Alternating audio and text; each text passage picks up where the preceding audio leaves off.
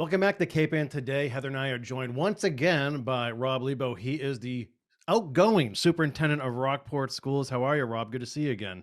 I'm not too bad. Things are good. So the clock is ticking. How are you feeling right now? That's kind of strange feeling, you know what I mean? Yeah.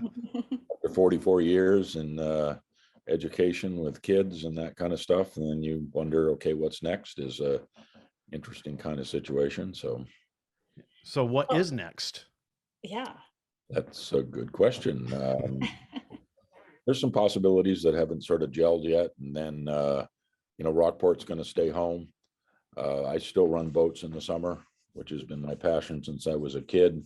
There's a mailboat and a tour boat on Mount Desert Island, one of which I owned for a long period of time. And I'll just have a little more time to do that. And also got my bus license, as you knew, and I'll drive some sports trips and things like that and fill in on the regular runs. And that'll keep my sort of hand with kids, which has always sort of fueled my soul. And I don't want to lose that part of it. And who knows, there may be other irons in the fire, who knows, but that's part of the mystery of life, right? So I think we just have to keep interviewing you. We have to keep following up on what's going on with you. well, this is probably the last interview, I would guess. So Well, so let's run through a little bit of at least your Rockport career. It was really, the big chunk was you managing COVID in the schools, which is huge. But do you want to tell us what some of the highlights for you really personally are in your career at Rockport, and also what you may have wished you'd done a little better?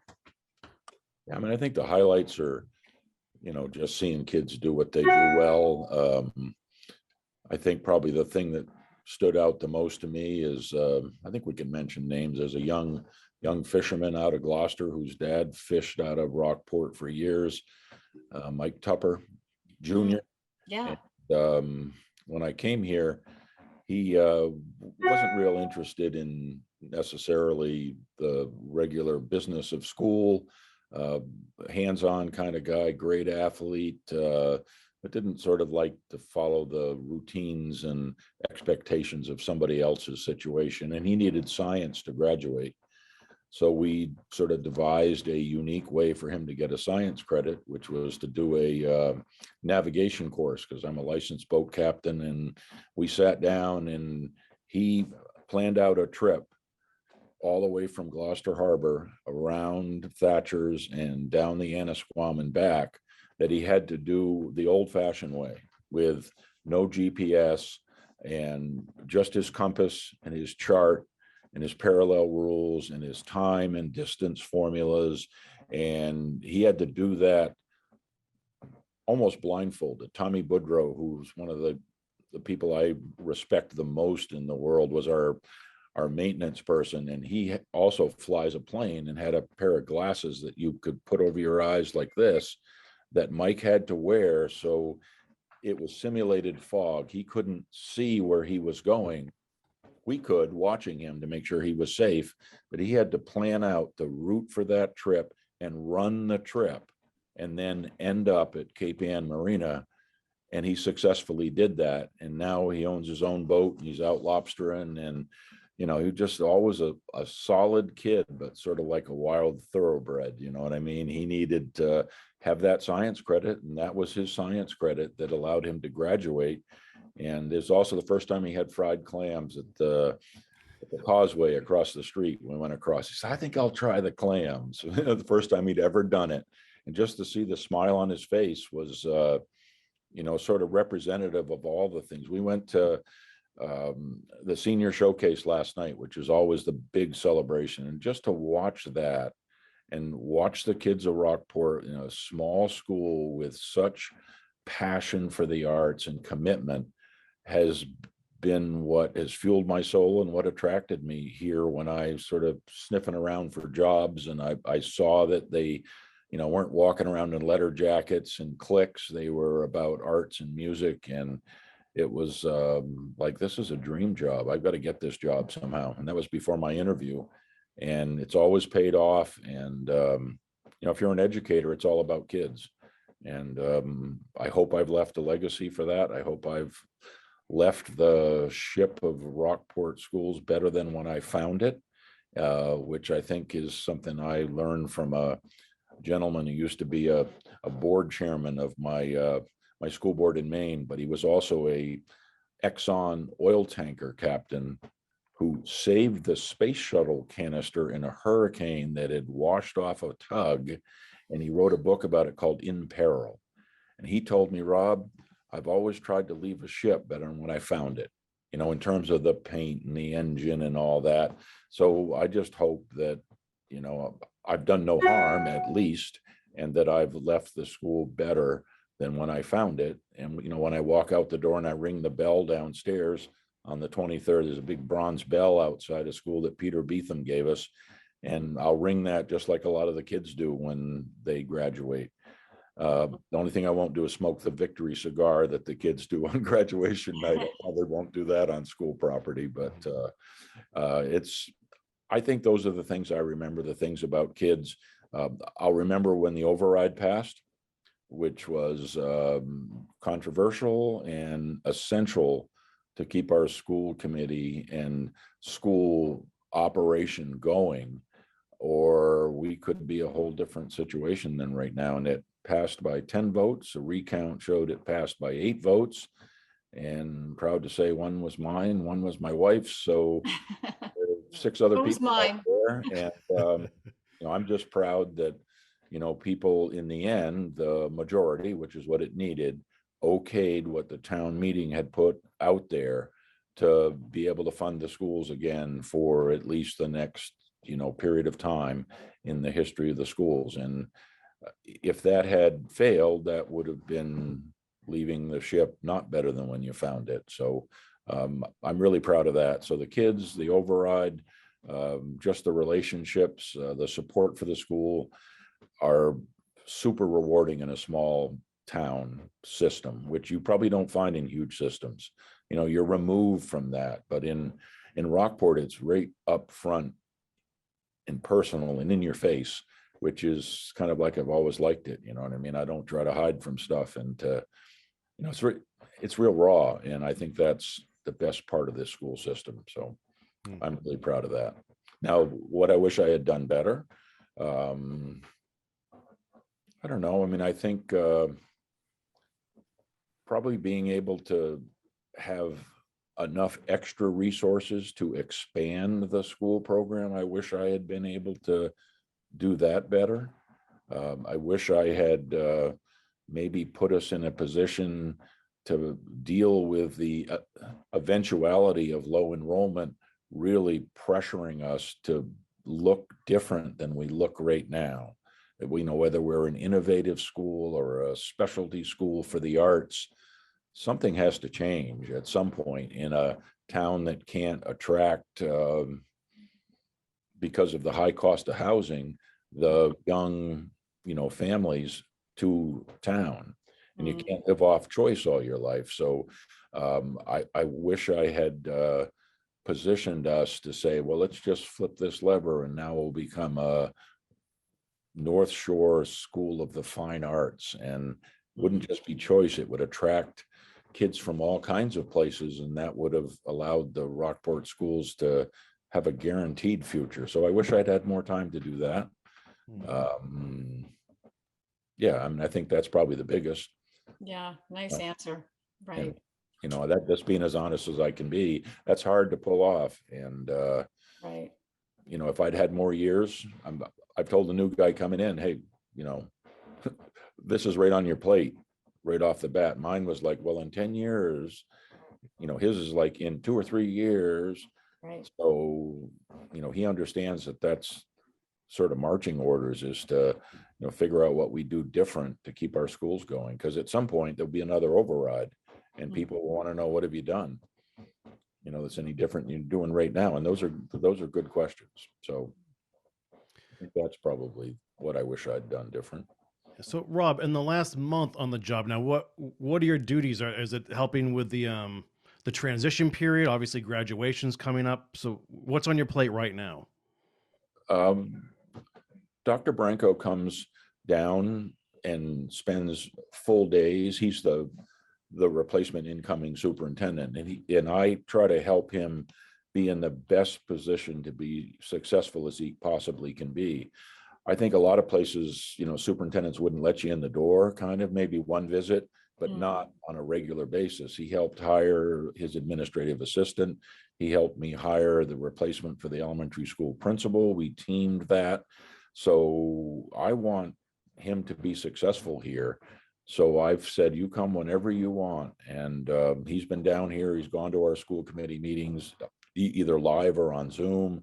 And that's been a lot of my work, I think, in the last month, is to, obviously close down the shop, but to hand the baton off to the next person and not leave it in a situation where he's got all these undone things, and, that those are taken care of. Graduation's pretty much handled by the school principals, by the high school principal, and I don't worry about that. I go, it's political, and you're part of the pomp and circumstance and all that. But in terms of what I do at the end of the school year is make sure the budget's done, people are hired, everything's in its place, so that he can hit the ground running on July 1st.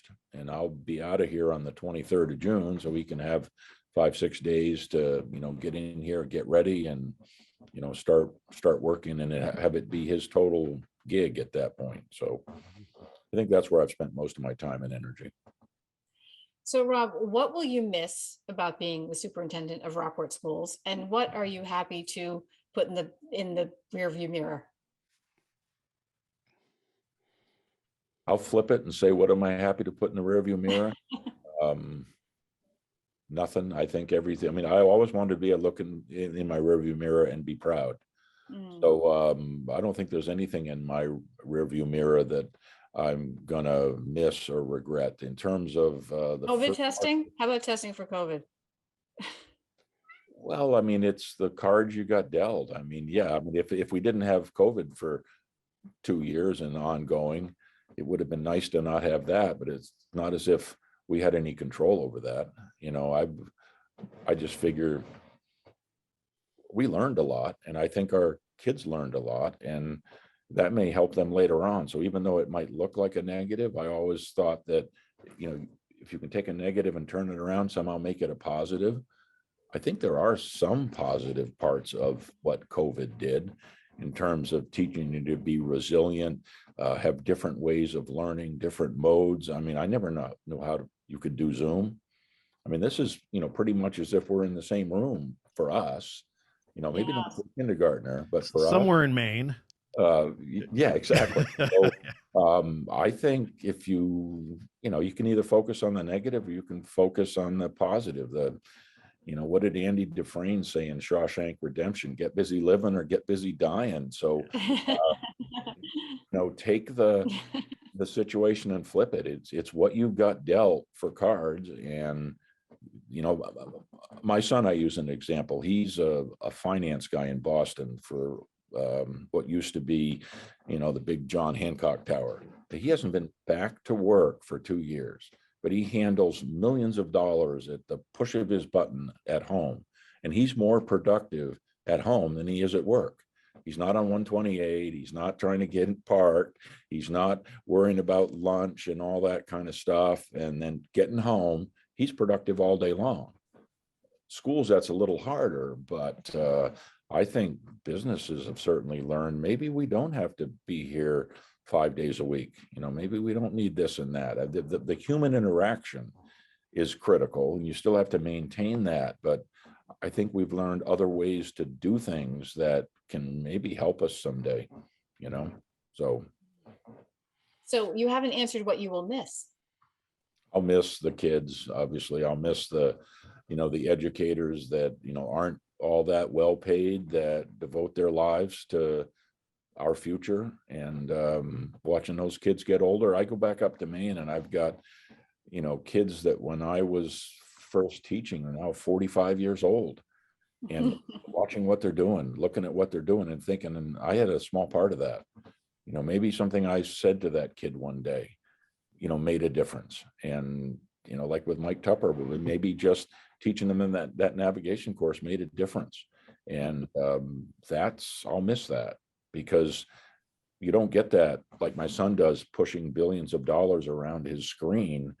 yeah, it's rewarding financially, but I don't know if that fuels the soul, but to watch a kid graduate, to watch a kid move on, to watch a kid, you know, then be in a profession that's huge, to watch a kid I had to throw out of school now own a $800,000 lobster boat in Maine and and be the local constable and the highliner of his lobster co-op. That's where else do you make that kind of difference? And you do that in education. And so I'm not as highly paid as my son is, but I'm paid in a different way. You're paid in the payback is hopefully the respect you get, looking back. I look back at the teachers I had that made a difference in my life and the educators. And that's what I remember about school. Some of the information I don't remember. I may use it. I remember the human contact and the human interactions and the people who had faith and trust in me. And that's what I'll miss, because how do you get that just as a common citizen? You get it within your family, you get it with your circle of friends, but you don't get it with 700 kids, watching them.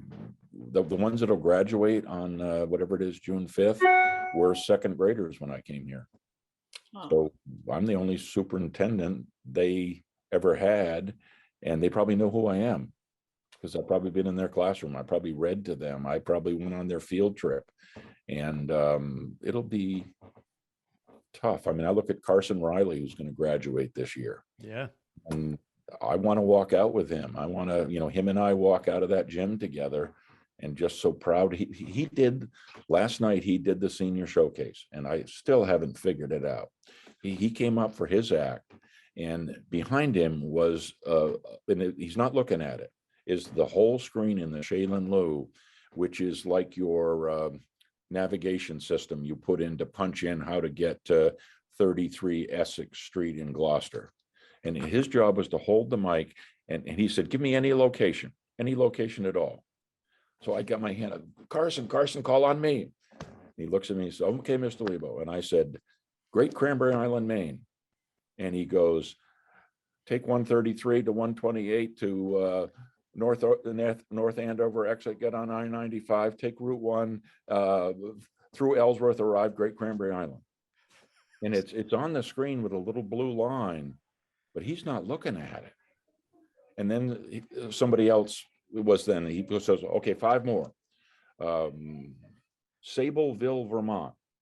Take 128 down to the north, Route 62. And he didn't have earphones. I have no idea how close. So for those of us who don't know this story, is he just a walking GPS system? I don't know, because I haven't found out the answer to that yet. I figured that he would somehow have to turn, because there was a kid who'd type in the address, and then the whole line would come up for him. But he never turned his head to look at that screen. So it's a mystery of life that I don't know the answer to. Wow. And I think every day I sit outside my office, outside this door, and the kids in the high school come in and they come up the stairs. There's not a single day that Carson Riley doesn't come up those stairs and say, good morning, Miss Rose. Good morning, Mr. Parisi. Good morning, Mr. Liebow. You have a great day. And then if you say a joke, he'll go, belly laugh, belly laugh. He'll go. He is the most positive individual I have ever met. And he has his own challenges, but he's risen above that. He's somebody you want to be around. He got a standing ovation last night from a packed Shaylin Liu, and other people were singing, and doing this and that. Carson does this navigation piece. Who else could have pulled that off? Nobody. So you got to take him on the road, Rob. He's a cash cow right there. How proud I am to have been his superintendent, to watch him go through school, and to watch, he'll be the happiest person in that gym. Actually going to be an outside graduation again, which is nice. A spin-off of COVID, right? Whoever thought of having outside graduations? Oh, it's going to thunderstorm. How bad. Now it's like, oh, we got to have it outside again. That's sort of where it belongs. Yeah. And that's cool. But I think that, to me, is what I'll miss. Is, you know, kids that have challenges have it tougher than somebody who can just, you know, just do school with them, no problem at all, doesn't have to rise above the cards they're dealt or how they have to go about something to achieve a goal. And you can learn a lot from that. So that really means a lot to me. So I'll use Carson as an example of all the good of this school system. That's a great example. It really is. Yeah. And Mike Tupper too. Those are two really wonderful stories. And there's a whole load of kids along the way. I think I could have said Nathaniel Kirby, who, you know, are Okay, we need a girl now. Shout out to a girl.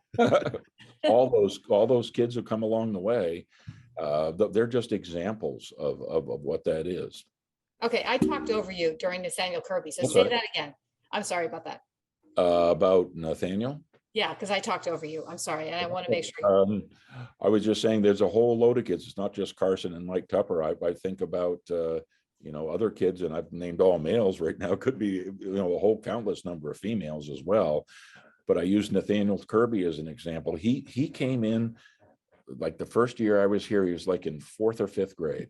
He came to the school committee, made a presentation on why we needed to have solar. And he had all his numbers and what was driving it and how we're going to come to a time when the environment is going to get us. And now I watch town meeting talking about net zero resolutions and all that, and think back to Kirby's vision of putting solar on the roof of this school, having a solar project. And, you know, when it came override time, he said, Mr. Liebow, what can I do? He's voting age now. I said, contact other graduates and see if they can, you know, register absentee vote. They're citizens of Rockport. They went to school here. They know what it's about. And I'm convinced that Nathaniel worked behind the scenes to get a number of stakeholders who were no longer part of this school to support their alma mater in continuing because they thought it was a good investment. And, you know, he's another example of that, I guess. So. Very cool. Well, Rob, I'm glad that you seem content and spiritually fulfilled from all of the work and the relationships that you've fostered over the years, which is very cool. Go ahead. So can I do just 2 other screen shares? Because I promised you a couple of others. I was going to say, we've always loved the conversations. What we love most are you always have really cool backdrops. All right. I one time gave you this Shackleton. one, right? Shackleton. Yeah. But this spring, Shackleton turned into this one. Yeah, right. Was they found the ship. And well, one of the things we had this year was a guy who went on the expedition to find the ship, Zoomed with our kids at the elementary school in 4th and 5th grade and said, we're going to find the ship. We're going to find the ship. And they found it sitting right on the bottom. It's awesome. I just have 2 more real quick to look at. One is from my favorite movie. I don't know if you know what movie this is. I don't. This is Son of a Woman with Al Pacino, and I'm not sure who the other gentleman was, but it's in the Baird School. So those that watched that movie who are going to see this at some time, that's important. And then I think my other favorite movie, this is from Christmas Vacation or whatever. Yeah, Lampoon. Chevy Chase cuts the turkey and it explodes on the scene. So those are my backgrounds, but my future is going to be going back to my home in the summer where, you know, I was brought up, where the ocean is in my blood and in my soul, and, you know, the islands, the water, the mountains have always been part of me. And that's was the beauty of Rockport. Coming here, it was like this, just like Maine. Yeah, well, Maine's right over there, right? You can Looks like Maine. So I don't know. I'm proud of being here. You know, to be in one place for 10 years, that's a long period of time for a superintendent. A lot of them, they stay 3, 4, 5 years and jump. This was my last great job, and glad I had it here. It was my dream job, and I'm glad people trusted me enough to let me have control of the safety and well-being of their most precious resource, which are their kids, Our kids are the future. No doubt about it. They're going to take care of us or they're going to harm us, one or the other. And how they're treated, how they're brought up is critical in every single school system around, whether that's Gloucester or Danvers or Rockport. And it's just so intense right here and focused. And that was the beauty of it, so. Yeah, well said. Yeah, And- well, we will miss you. We will miss these conversations but we hope to be able to wave to you behind that school bus. You can do that anytime you want. Just don't pass my red lights, all right? I've never. Hey, Rob, Well, cheers to a great career. We really appreciate I will it. call your plate number in. I know you will. And I hope you would, actually. Yeah. All right. Well, thanks a lot. You guys have been great. You do a tremendous service to the community. I watch a lot of your videos on everybody. I think my favorites are with the final comment. One of the gentlemen I respect the most in this whole area is Bruce Tarr. Every time you have Bruce Tarr on, I say, why isn't that man governor of the state of Massachusetts? Why is he not?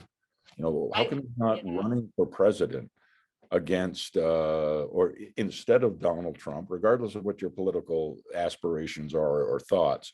I just always have respected Bruce and what he stood for, because I never knew whether he was really a Democrat or a Republican. He was just on the side of what was right and what was good and what was just. And he always did right by us. And that's the kind of person you want to go into battle with. So that would be my final comment is have Bruce on. I love watching Bruce every time you have him on. So Thank you. Thank you. Well, good luck with everything. We'll miss you. thank you very much. Thanks for your time, Rob. Take care. We'll see you in the neighborhood. All right. Take it easy. Bye.